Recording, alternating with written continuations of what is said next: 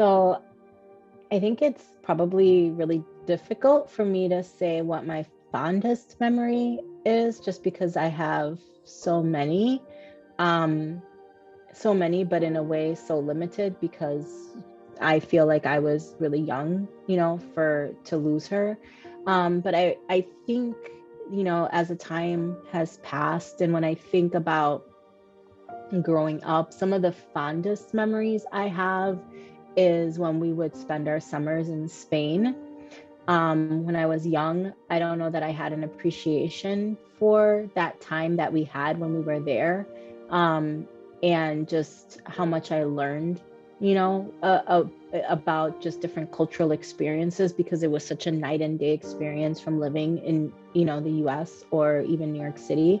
But I would say that some of my fondest memories it would be the summers that we spent in Spain. But I think just in general, like, she was really intentional about exposing me to just opportunities in general. So the arts, music, museums, everything, right? So I think that's one of some of my most fondest memories of living in New York City, is because of that intentionality that my mom had as well, that she always looked to make sure that I was experiencing and getting exposed to what the beauty, right, that places had to offer.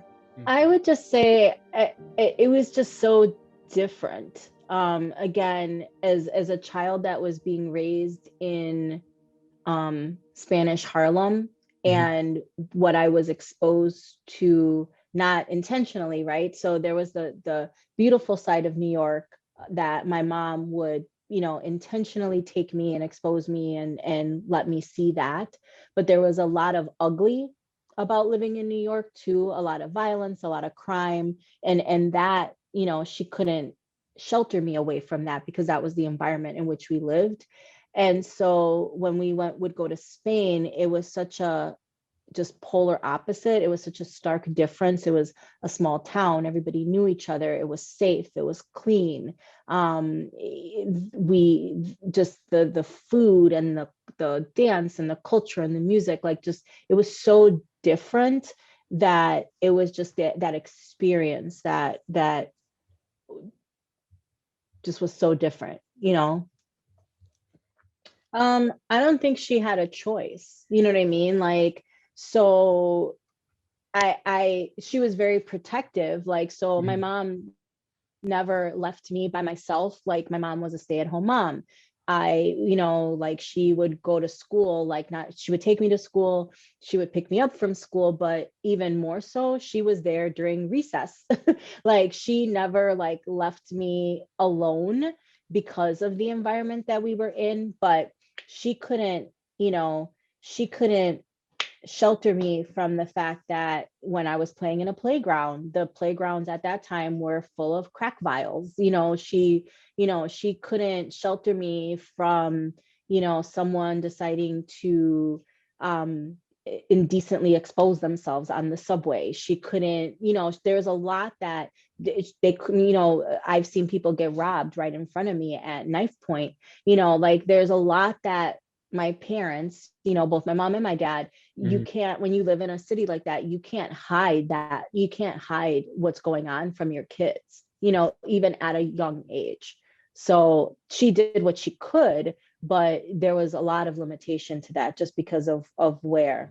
No, she couldn't cook.